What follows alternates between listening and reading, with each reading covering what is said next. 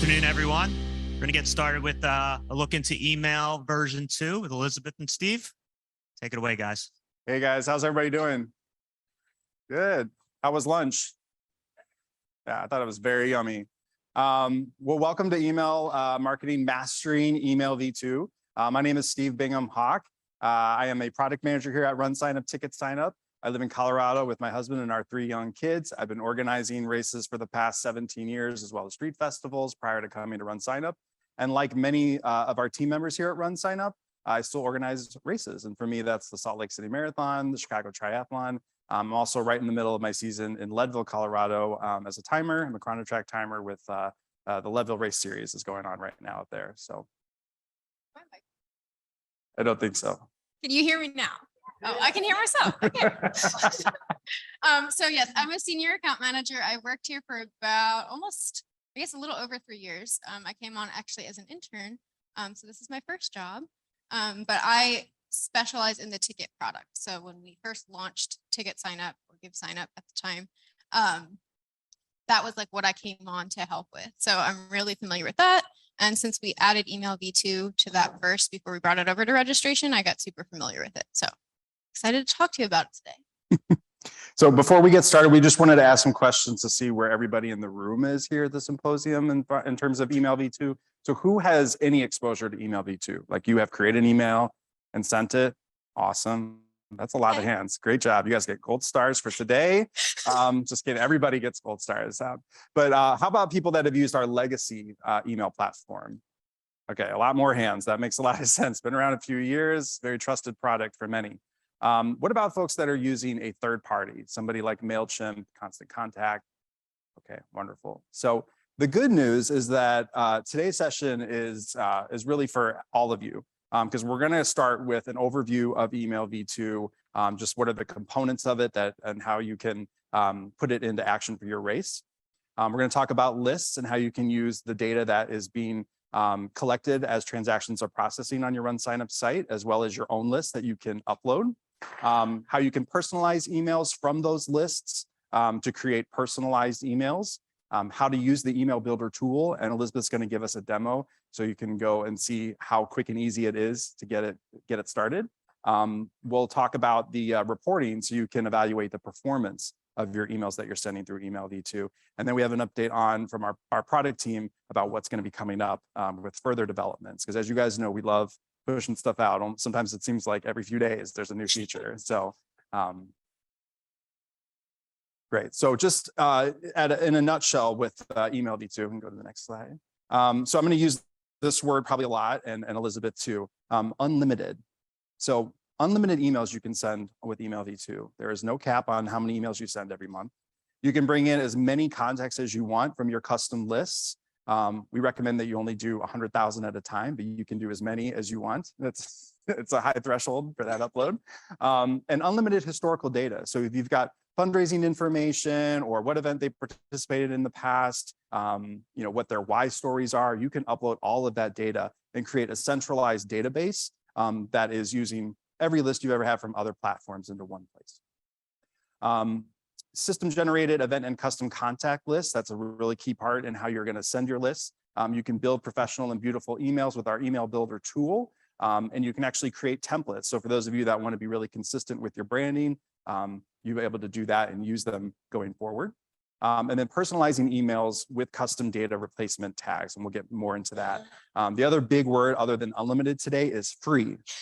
Free. There is no cost to use our email platform, no subscription fees, no setup fees, no limits to the service that you're getting from our team, your account manager or the info at team. And I want those of you that raised your hand saying that you're using a third party, and I was in that boat with you as an organizer. I noticed as I was uploading contacts after every race that I would get an email from my provider telling me that my monthly cost just went up $20. And it didn't make a huge dent when I was at about $60, but then I was getting up to $300 a month because of how large of a database I was managing.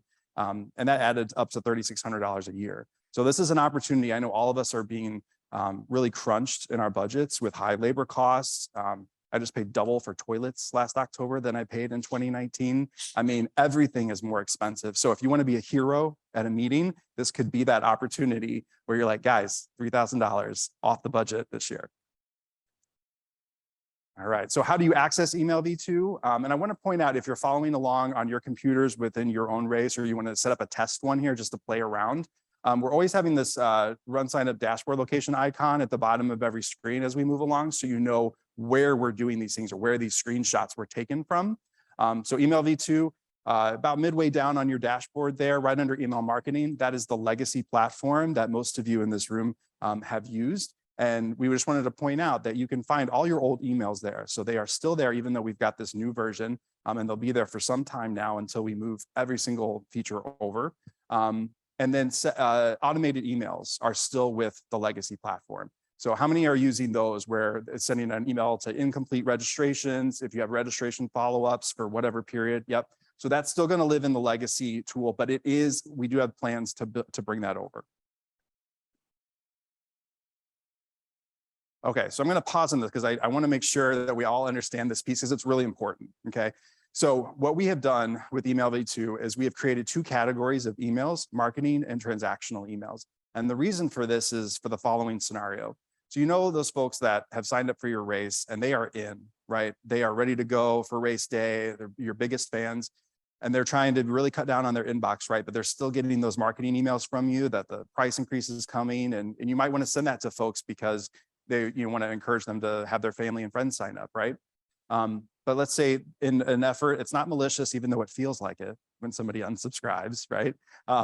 They're doing that, and then they email you on Wednesday of race week, and they're like, I never got the athlete guide, right? Right, because you unsubscribed from our list. And so what this does, though, is if you unsubscribe from an email that is very marketing focused, they're only going to unsubscribe from that marketing list. That means if you send out an email that is categorized as a transactional email, it will still go through. It has not unsubscribed them for that. So I think that's really key in making sure that people get the details they want and then being able to have a little more choice over the types of emails that are coming into their inbox.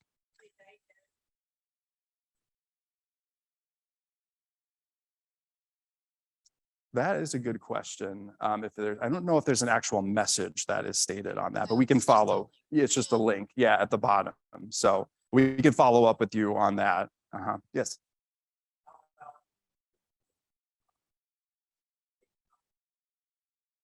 Correct. If you're sending the emails from that race, through then the that's race, what they're unsubscribing to. So if they unsubscribe to marketing emails from that specific race, then they won't be unsubscribed from transactional emails for that same race or for any of your other races. So, which is how the existing platform worked too. Good question. All right, and then, sorry, go ahead.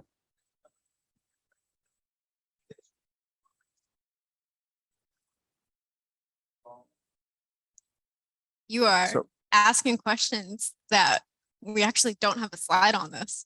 Organizational email. Organizational email. Right. Yeah.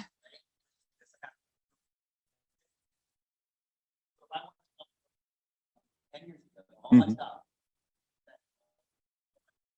No, you don't. So, like I said, we don't have a slide on this, but we released earlier this year something called organization email.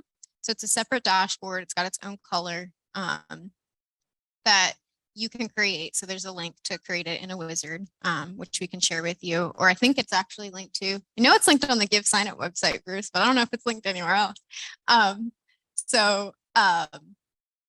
Yeah, so you can create an organization dashboard and then you can upload all your contacts either in one list or you can do a bunch of custom list uploads and email out of that. And then that way people can unsubscribe to your emails there. And so if they unsubscribe to all your marketing emails, they're not going to get anything from individual races anymore.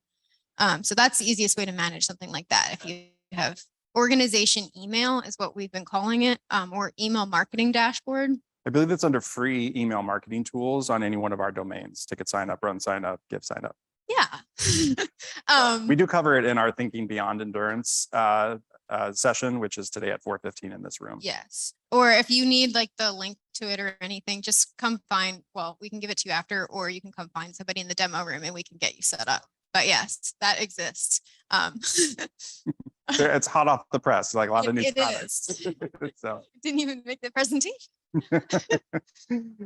So again, just to dig into these use cases for marketing and transaction, think of marketing as you are going to folks to encourage registration, meaning that they have not signed up for your race yet. So you can send it to all your platform contacts that you have in that race, custom list, or if you have previous years of data on there, so you've used RunSignup, you can hit the button, just one click to send to everybody who registered in the past. And then you can include custom tags from those lists and sort of give them a shout out, thanking them for how many years they participated in the event, or how much they fundraised in the past. And then with transactional emails, a really important one to include is the QR code that comes in everybody's confirmation email when they register. Hit it to them again, right? Because that email could have been months ago. And I always recommend organizers to send it out the day before packet pickup. So it's top of mind, top of the inbox. They're not fumbling for it as bad as they normally would if it was an email from a long time ago as they're standing in line getting ready to move through the packet pickup experience. And then another really key one is the manage registration link. So that's going to take them to a direct page where they can go in and update their t-shirt, transfer their event, defer to next year. That's going to save you a ton of emails to your support team. And we all know how much else we got going on race week. So help yourselves by putting that in their hands. And letting that self-serve take the lift off of your team. All right, time to talk about lists.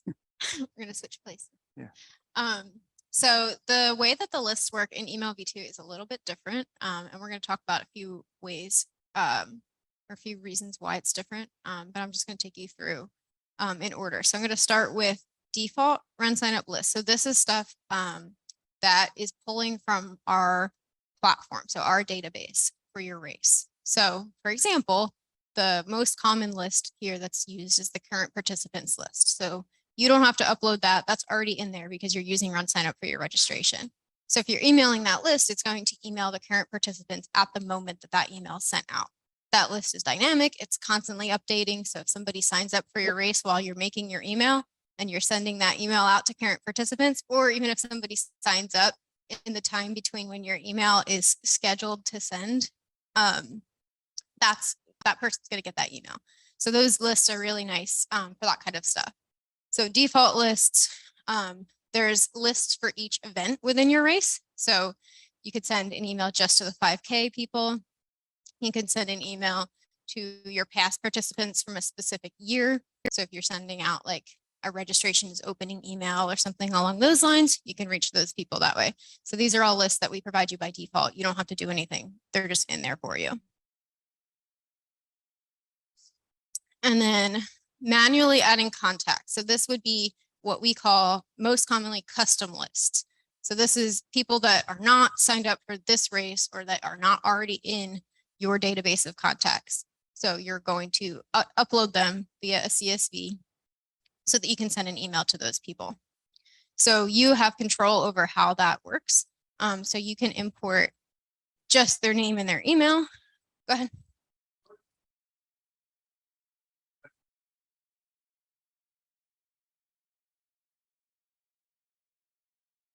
Mm-hmm.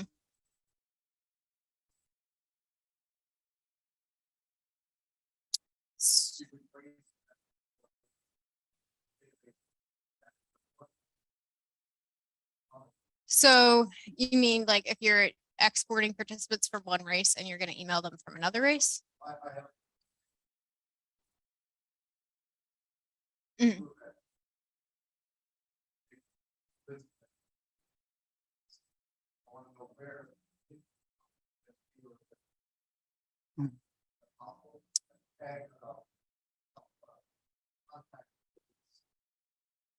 I don't think that exists.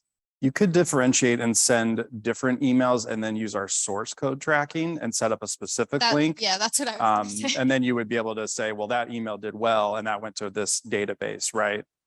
Yeah. Right.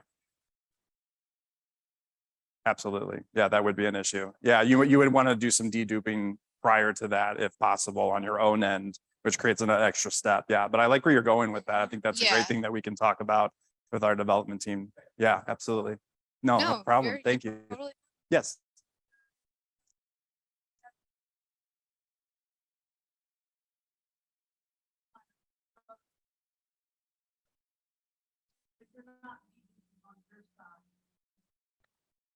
No, we are deduping. We do, we Mhm. do. But in that example, it wouldn't necessarily be dedupe because it would be two separate emails. So it wouldn't know that. Yeah. Yeah. Correct. So that person would Yes. only get one email if it's one email sent. Go ahead.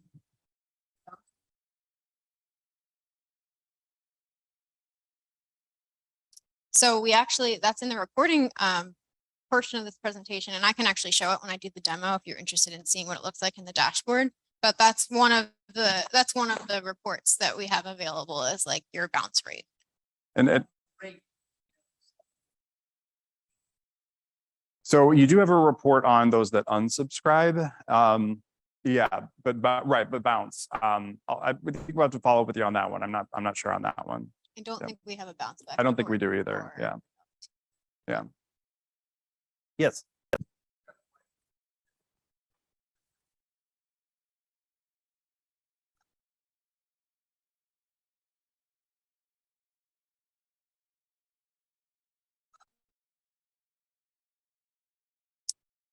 You mean once it's uploaded or like from the default lists?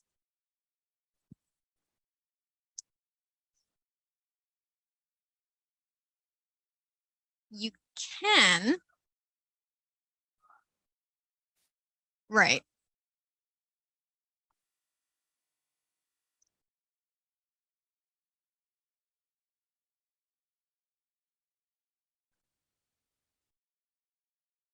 So what I would do for that is if you're trying to send to people in a certain zip code or if you're, sorry, I don't know how close to, so if you're trying to send to people in a certain zip code or a certain set of zip codes, what you can do is you might have to do this individually for each zip code, but go into the participant report. We have a slide on this in like 2 or 3 slides. Go into the participant report. And if you know how to customize the participant report to get the column, so you just do name, email, zip code or address, and then just filter it down to the ones that you want. And then there's a button now that works with email V2 that says export as, or whatever it says. Save list as. Save list as custom Export list. to save to custom list. Yes, thank you, Steve. Export to custom list, and then it creates in email V2 what is considered a custom list, but it's pulling that data over from the participant report. So whatever columns you had in the participant report is now a field that you can use, which in this case, you're not actually putting that field into your email, but you just want to get a custom list of those people. That's the fastest way to do it. You can also do it in Excel, like download the people, but why do that? What did you say? I think, yeah, you would have to do it for each race, I think. Well, you can choose all of your races if you have data within that race for the previous years and then filter by that. But you can't Yeah, pick, you would have to it's do either it in 1 each year race. or all years. But there's other ways to do this, I think, that, and Elizabeth and I are going to be in the demo room all day tomorrow for the most part until about 3 o'clock. And we're happy to sit down with you in your event and actually Yeah. do it. Okay, ready for the next one? Yeah. Okay, That's- so a few best practices for uploading custom lists in email V2. So first one is, this is pretty obvious, but use intuitive headers for anything that you're going to be importing as a tag. We're going to talk about replacement tags or mail merges or placeholders or whatever you want to call them in a little bit. But those columns in your CSV that you're uploading can become replacement tags if you want them to. So for example, if you have a column for 2020 donation amount, you can import that data if you have it for all the people on your list or even for just a few of them. You can import that as a replacement tag that you can use later in an email. So just make your headers something that will make sense as a replacement tag because it's going to pull that over automatically. For custom data, same thing, just make sure that your And I stole the I'll just spotlight on combine these this. 2 bullet points. And So and I stole the last item from you earlier about Oh, yeah. 100,000 contacts or less at one time. Steve already covered this, but keeping your uploads to 100,000 contacts or less, because we actually can't process any more than that in one upload, but it is unlimited for the total number of contacts you can have in the platform. You're just gonna have to do it 100,000 at a time. So if you have that many contacts, like, just break them up, but you have a good problem. All right, so for uploading unlimited custom contacts, this just has a picture of what it would look like. So like I said, if you're importing a CSV of people, you would have a field or a column for last name, for first name, for email. In this case, we're importing their event. So maybe you're importing from last year, or you just have information. Maybe you're moving over your registration platform for this race, whatever it is. So we're importing the event for this one, and it looks like the donation amount. So those are all separate field or separate columns that I can import. And then in this case, I could make that donation amount column its own replacement tag on the import. Same with the event. And then obviously we need the email address on the import. So at the very least, you need first name, last name, email. Okay, so this is what we were just talking about. So participant report export to email. This is a pretty cool feature that we came out with not that long ago, maybe 4 months ago, that works only with email V2. So it's a button on the participant report, like I was describing, that is pictured here. It says save as custom list and send email. It says something different, I believe, if you haven't turned on email V2 yet. So if you're in your race and it doesn't say that, it's the same button. You just have to click on it and then it'll take you over to the setup screen for email V2, and then you can come back and do this. So you can filter your participant report. And if you guys don't know how to do that or haven't done it before, grab somebody in the demo room. We'll be happy to show you how much you can do with that. But once you get it to having the columns that you want as tags, you can click that button and it will bring it over as a custom list, and all of the columns will become replacement tags. So super powerful for if you're emailing people who are already signed up, but you need specific things about their registration to work as replacement tags. And then it's also available for the donation report as well. All right, so I'm going to dig in a little bit more with the, again, some platforms call it merge fields. If you're, the concept of using Microsoft Word and, doing a mail merge in that way to create labels, right? And we refer to it in different ways, data replacement tags. Yeah, I think I already said replacement tag and placeholder, but we are not very good at using consistent terminology, I think, for it. But if we say one of those things, replacement tag, data replacement tag, placeholder, it all means the same thing in RunSignup language. It might mean something different in a different platform. So something that we should probably improve on. Yeah, so if you were wanting, with replacement tags, you can customize individual emails. That's its main purpose. And there's lots of different fields that you'd want to bring in to try and personalize an email, from a name, the QR code for check-in, bib number, fundraiser link, the past donation amount, just as it says, just about anything that you can think of, especially when you're bringing in that custom list, right? But, again, the whole concept of a replacement tag is that it's bringing a unique piece of data per person and then being able to insert it on a large scale. So it looks like you spent hours doing it, but you really just spent a couple seconds. So it's made really easy and quick and simple for you. So the email on the screen over there has the first name tag at the very beginning. So on the next screen, you're actually going to see the email version of that that's pulling in Bob's first name into that email. And same with the QR code. And we'll show you how to pull the tags in on the next slide. But real quick, Sorry. all right. So again, there's two different types. So there's the default tags that are coming from data that people are entering when they register or make a donation, or data that, or a data component or element that is being generated, like the QR code, during the transaction that they're processing. So examples for the defaults: first name, bib number, registration ID, QR code, and then your own custom list. These are all just fields, whatever you named them, so they make sense for you as you're inserting them. The intuitive headers thing again. We didn't cover Best that practices. enough times. Exactly. All right, so what are the kind of emails, the types of emails that you want to personalize, right? So that first one with a pre-event reminder, you can see we've highlighted all the pieces that have been inserted with a replacement tag. Again, that edit registration, which is like that manage registration link at the bottom there under the QR code, very, very important to relieve the lift on your team. When you're going to open registration, give some calls out. I think I mentioned this earlier to how people have participated with you in the past, how they've supported you, to thank them, and they feel a little more special. Like I'm not just a number to them, and they don't have to know again that this was a replacement tag that was used to generate that. And then if you've got certain lists for populations that you want to tailor your message to, you can send a personalized invitation. So maybe you want to speak differently to your top fundraisers than to your folks that just registered and didn't fundraise. So that's how you could differentiate with those. And then reminders to encourage fundraising, so that a lot of people get excited when they register, they create that fundraising page, and then maybe they don't think about it again until they get later. Keep them on track, keep them moving towards their goal. All right, so how do you use them, or how? Yes.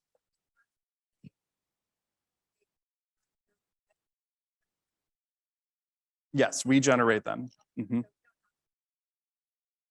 No, because it would be the same QR code as the one that goes out with their confirmation email in this example. So you're just including the tag so that it pulls that same, and those QR codes are actually just their registration ID made into a QR code. So it's just going to pull that in. And speaking of QR codes, we do have, if you type in QR code in your menu dashboard, there is a place where we have already made one for your race for how to register, how to make donations, how to get results. I think Bob showed that poster earlier this morning at the opening. Yeah, so those are already built for you. So you don't have to use those sites that you worry about them expiring or you have to pay. Yeah. Yeah.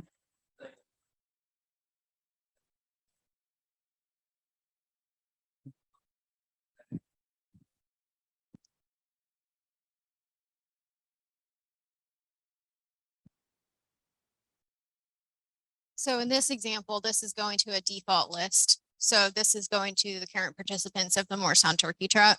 So it's already mapped that QR code because again, it's associated with a registration ID in our side. If you were trying to send this email to a custom list, it actually wouldn't work unless you had brought that registration ID QR code in when you uploaded the list. So that's a good question because yeah, that is important.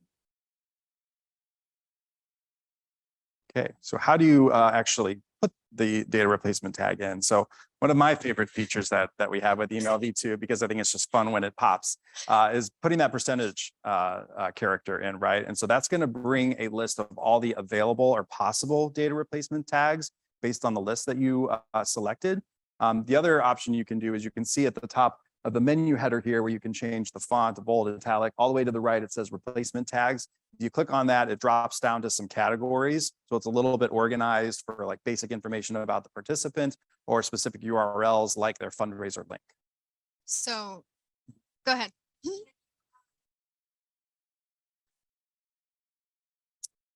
I don't think that works with email V2, but I actually haven't tried it myself. Yeah, I haven't either. Bruce says no. I've had people ask for that, but I don't know if anyone's actually tested it yet. So now I'm gonna go test that because I'm curious. Yeah. But don't type your replacement tags, people. Just use the menu. Yes, then thank if you. you type it wrong, or if you forget the the little whatever those are called, the little line, then it's not gonna work. So use either the autocomplete or the drop down. All right.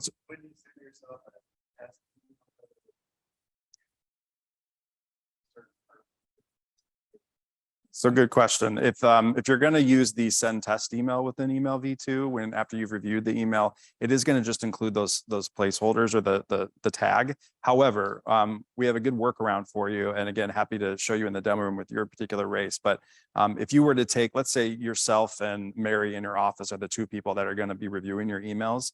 You could, if you're not already registered, register yourself for free. So you're an actual participant with data, put yourselves in a team and call it, our internal office team. And you can differentiate your lists from the participants by groups and teams to specific groups. And then that would just send one to you and Mary, and you'll see all your actual data you entered. So another cool feature with email V2 is our default placeholders. So let's say you've got a database and maybe 90% of them have a first name, but the other 10% don't. And you're like, I can't use the replacement tags. You can. So you're just going to insert a value that makes sense to replace that. So in this case, instead of it printing their first name because you don't have it in your database, it'll just print friend or support or past participant. So nobody has to get empty emails. Yeah, they don't have a blank, empty field. All right, time for the email builder. I'm going to go through these kind of quickly because I'm actually going to go make an email. So you'll see it all. I'm just going to go through what you're going to see in about a minute. So, so to create an email, you're going to go to send email under email V2. And this is what it will look like. And I'm going to explain what these three options are when we get there. But that's what it will look like. Up in the corner, it's the upper right corner. You can select a theme color for your email. So by default, it's going to pull, I think it's color 1 or something from your race theme colors. So it's probably going to work for you. But if you don't like it for whatever reason, or maybe you don't like your color 1 that much, you can pick a different color. I'll show that too.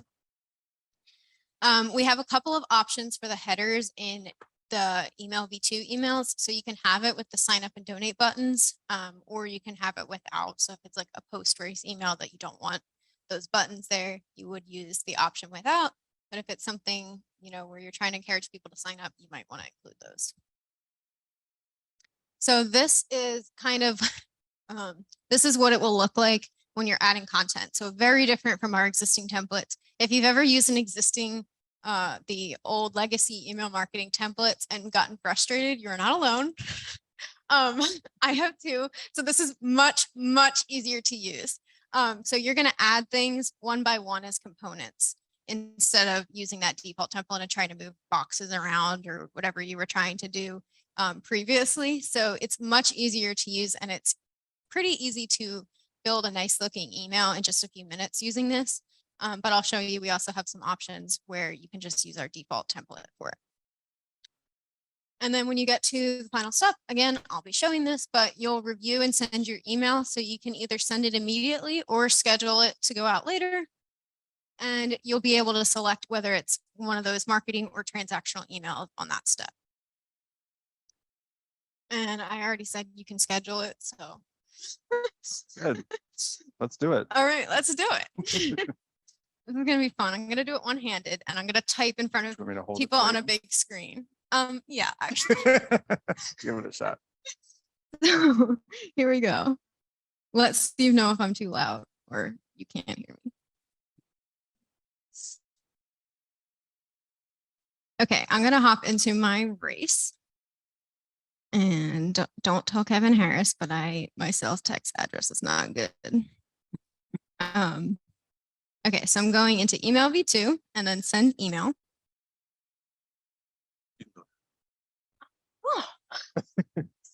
Can you all hear me? You, yeah. So the first thing I'm going to do is I'm going to select my recipient list.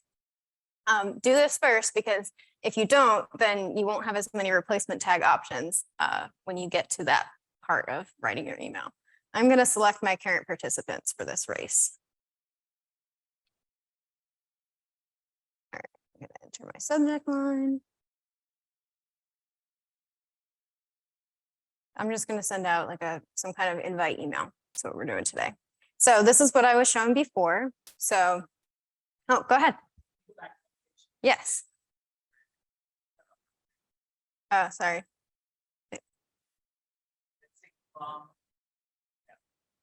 Oh. Here. You can edit that when we get further into the process. It's a later step. Are you talking about the email address or the from name? Yeah, we don't have like private labeling on email V2 yet, so it's always going to say that it's coming from no reply at RunSignup. But in the email itself, it'll say, in this case, the long run to Fred is the name of the race. But yeah, it's coming any day now, Bruce. Yes, yeah, because a lot of people will need to use that for various reasons. So you can do, for now, you can do private labeling in the old email system. So that's one of the things that we still need to bring over. All right. But good catch. Okay, so I'm going into create email now. So I have my three options. I have start from scratch, I have our basic template, and I have use your HTML. Use your HTML I'll knock out first because that one's easy. If you have HTML from either another platform or maybe you actually write it yourself and you really like the way that that email looks, you can just paste that in if you click on that option and it'll give you an email that's formatted the way you want using that HTML. If you're like the rest of us, you're going to use either start from scratch or basic template. So basic template is going to give you like a button, your logo, and just a text box to start with. So if you're trying to send something out super quick and you want a button in there, that's probably your best bet. But for everybody else who's wanting to like actually build an email, you can do start from scratch. I will also point out, and we haven't talked about this yet, but over here, there's a little tab called your saved templates. So this is another really nice thing about email V2. You can build an email as a template, and I'll show where that is in the dashboard when I get through this. But if you have a template, you can use that for your emails. So if you really like, you know, consistent emails, or you have a bunch of different people doing it and some of them are better email designers than others, you can create a bunch of templates for everyone to use, and it'll also save you time sending emails. Go ahead. So it's the same concept as the other question about emailing 10 races. If you do it in the organization email dashboard, you can use those templates for any emails that you're sending out of there. If you create a template on a specific race, it's only going to be available for that race. But it's pretty easy to create a template on one race, copy the source code. You don't have to know HTML to do that part, and then just paste it into other races. So if you want to use it on like 3 of your races, but not all of them, you could just do it that way. Create it on the one that you like the best. It'll actually, like, if you do that, copying the source code, it'll like bring in the right race logo and stuff for you anyway. So, all right. Okay, I'm going to keep rolling then. So I'm going to go into creating my email. So you'll see I have a header and a footer, but I don't have anything in between. So once I add a section, I'm actually going to get my content block options to show up over here on the right. So I'm going to add my first section. I'm going to do a 1-column section. You can do 1 column or side by side. So I'll show you both, but we'll start with 1. And now is when I get to type in front of people. So here we go. I'm using that autocomplete for my replacement tag, so I don't have to type out the full tag and mess it up. And I'm going to keep this super simple. So there's my message. I obviously, you can use these rich formatting options up here if you want to. I'm going to keep it moving. So you can add more stuff here by clicking on this button that's like within that same section of the email. So we have sections and we have content blocks. The content blocks are these over here, and the sections are this actual like area of the email. I'm actually going to add another section that's 2 columns, so I can put an image, and I'm going to choose my image.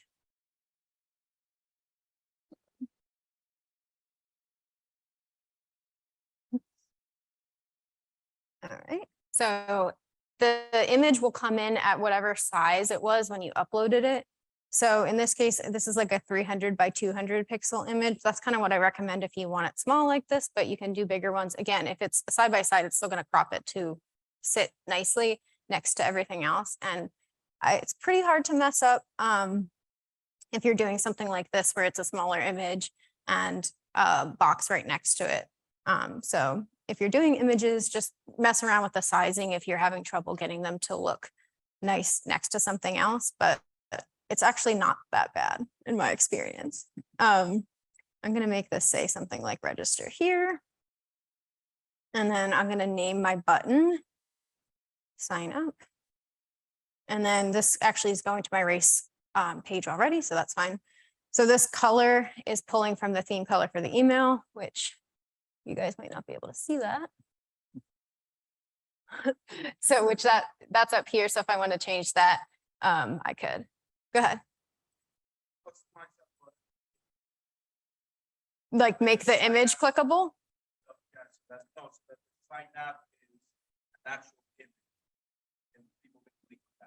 So you can't do it on a button, and actually you can't do it at all just yet, but that's one of the things that's coming soon for email, like super soon, like it's in code review. So you'll be able to, like, if I wanted to make this image link to like an external website or something, I could just add a link to it. It'll be when you click on the little settings button on an image, it'll just be a field where you can put a URL. So then somebody can click from that email on that image. All right, I'm happy with this email. It's great. Thanks, Steve. Steve's my biggest supporter. I didn't see how you can get rid of those buttons. The sign up and donate button. Yeah. So if you click on the little settings, this is kind of like a email V2 hack in general. The little settings buttons control a lot of stuff on the sections. So if you click on that, you can choose between, we call it horizontal and vertical. I think we should probably rename them to something just like with buttons, without buttons, because that's kind of the reason that people are wanting to change it usually. But yeah, so this is the horizontal view. So it has the buttons. And then if I wanted to get rid of them, I could go to the vertical view.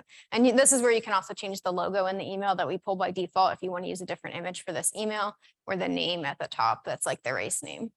I believe we're very close to releasing the ability to actually hide the header Yeah. altogether, as well as the footer. So if you want to just really customize everything in it, take out those. Okay, so this is the send email screen. So if I wanted to change anything of what I've done so far, this is where I can do it. I can go back in and edit my email like I just did. I can view my email in a desktop view or a mobile view. So here's what it would look like on a phone. So we can test things out. You'll see that side by side is just stacking, which looks really nice. So this is what I mean about, like, it's kind of hard to mess up having the images because it's always going to stack it nicely for you. A lot different from our old templates. I'm going to click review email to go on to send it. It's a marketing email because I'm trying to get people to sign up. Although in this case, I'm actually sending it to my current participants. So that doesn't really make any sense, but for the sake of the demo. I like this button because I get anxious before I send out emails like this. This will actually tell you how many total estimated recipients this email is going to go to. Obviously, it doesn't know exactly the number because of things like bounce backs and everything. But it will tell you that, so you can see if you're sending to way more people than you thought you were, or if you're only sending to one person because you selected the wrong list. This will give you at least a ballpark of how many people it thinks it's going to send to, and then you can change that list if you need to. And then I'm going to send mine immediately, but you can also schedule it to go out at a specific minute.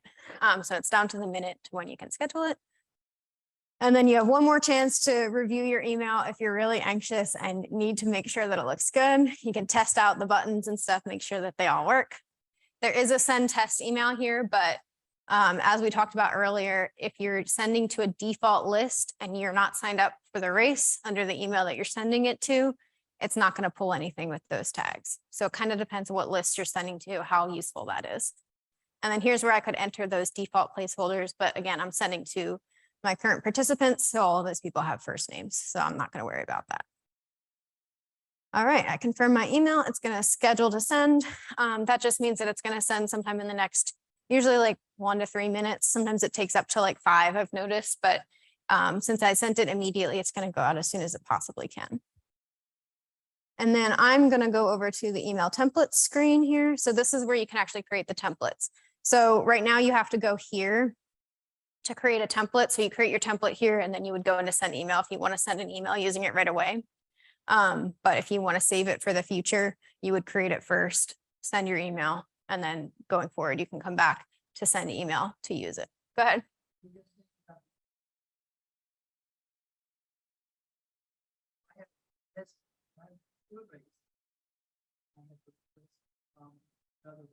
Mhm.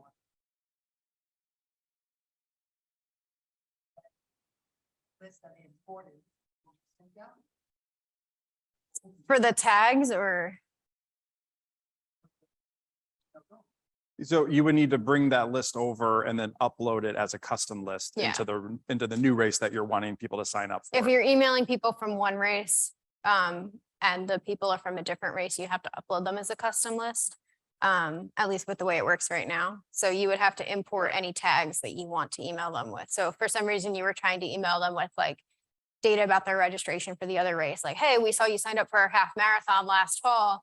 sign up for our spring race, you would have to import that they participated in the half versus the full or whatever, like whatever you want to include as a replacement tag.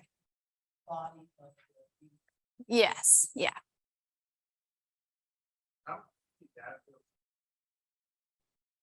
As many as you want. You can just keep going across. I mean, I don't know. There might be some kind of limit, but no one's hit it yet. So it's a lot.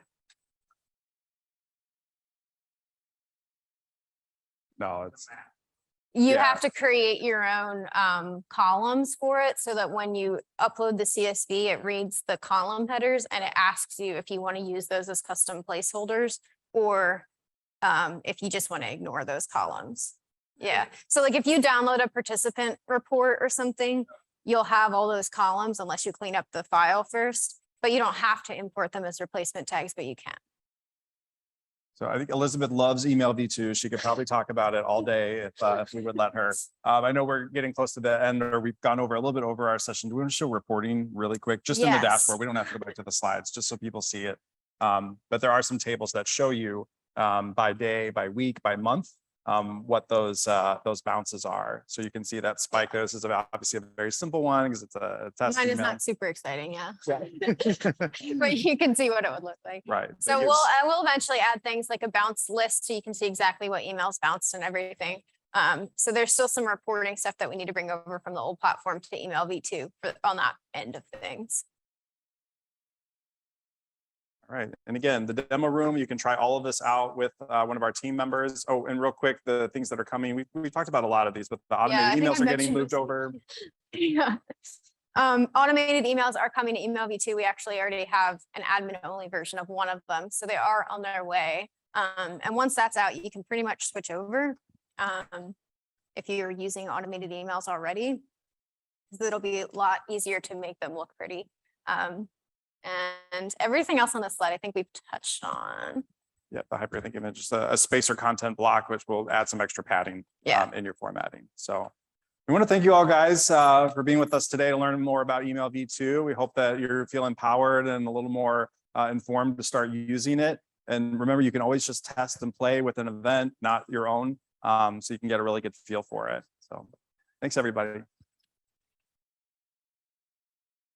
Thank you. Thanks, Elizabeth and Steve. Elizabeth being the only one to do a live demo on the main stage so far. So good job. Hey, for those of you that I haven't met yet, I'm in charge of the development team on the platform side.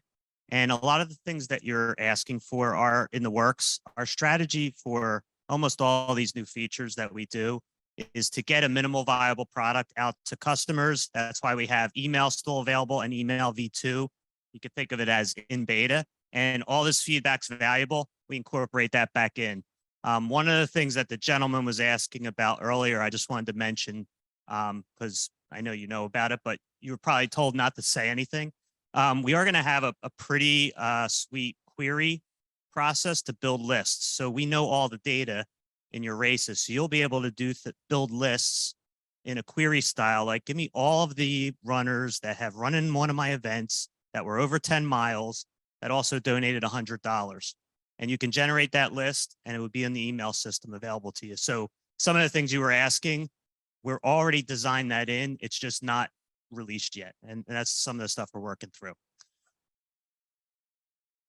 It's it's kind of CRM's incorporating into it, right? Contact matching is also part of that. So figuring out the 5 people that are actually in your contact list that are actually the same person, all that logic will be built into it. All right, so quick logistics here. So 2:15 is the next event here in this room. That'll be email marketing best practices and email strategy. Over in the Chestnut room will be race day tech updates. And in the Walnut room will be managing volunteers. And then if you want to go to Allison's cookie sale and take a look at the Square integration, that is in the demo room right now, I think. So 2:15 back here. Thank you.